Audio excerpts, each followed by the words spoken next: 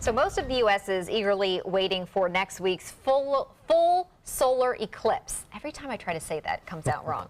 Okay, many people, though, used to see the solar eclipse as a sign from the gods of disaster and destruction.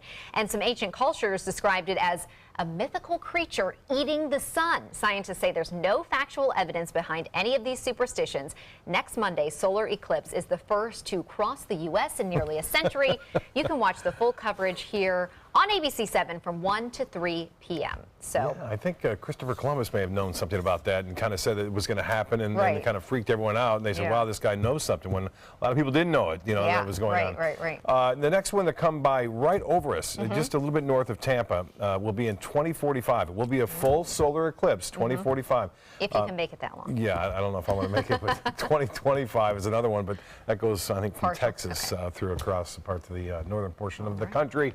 Well, it should be a great time. 1 to 3 is when it's going to happen for us, and typically that's not too bad as far as cloud cover goes, so hopefully there won't be a lot of clouds or storminess around. There wasn't today. Not much out there at all. And here is a nice photo. Fred Seeger getting this as the sun was setting. And Vasilescu shot this one. Val always looking for lightning, but they've been kind of jonesing lately because there hasn't been a lot of storms around it yet. They're part of the lightning mafia. He's always sending us some great photos, but he got the sunset right there. Appreciate those shots and keep them coming. Casey Key webcam confirms that beautiful sunset tonight as we take a look at that sun going down over the Gulf of Mexico with calm seas out there. Seas running less than 2 feet and mostly smooth conditions, really. The radar picture is showing again some showers around across the northern portion of the state, but not much going on here. And it looks like we will see quiet conditions for us here up and down the coast. Now, possibility of a shower or two tomorrow morning as it makes its way onshore, but not much at all. And the rainfall estimates today were mainly inland and not much at all. Very sparse rain day today.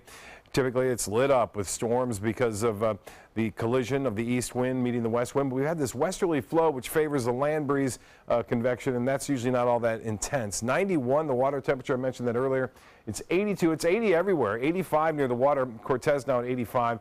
85 in Inglewood. Currently, we have clear skies and 85 degrees. The heat index at 93 at this hour.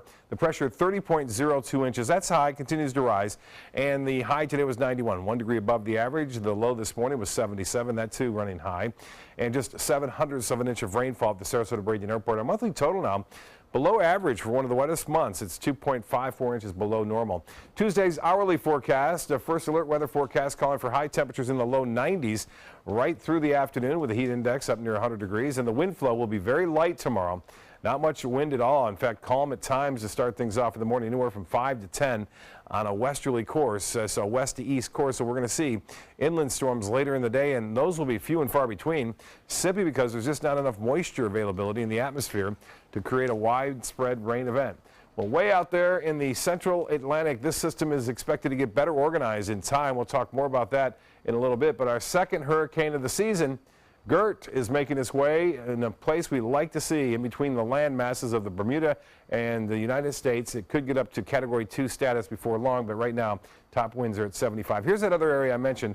It is moving off to the west right now. One thing to note from the National Hurricane Center, they've actually moved that little projection a little bit further south now, and that's not always a good sign if it gets into the Caribbean. You can see that this was up here just about 12 hours ago as far as where it may be in 5 days from now. So now it looks like we'll have to watch it very closely. The next name, by the way, up is Harvey. Harvey will be the next named storm as we move through time. And again, the national picture, not a lot going on. Some showers over the central and northern Rockies and over the southeast along an old frontal boundary there. For boaters tomorrow, winds will be rather light out of the west at around 10 knots and seas running less than 2 feet. The water temperature of steamy 91 degrees, and beaches will see a high of 90. The next high tide 6:19 and sunrise at 7:01 tonight.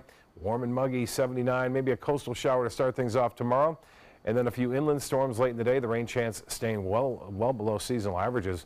We won't get back to more showers and storms really until Thursday, and that continues through the weekend as some tropical moisture moves in. Haley? Thank you, Bob.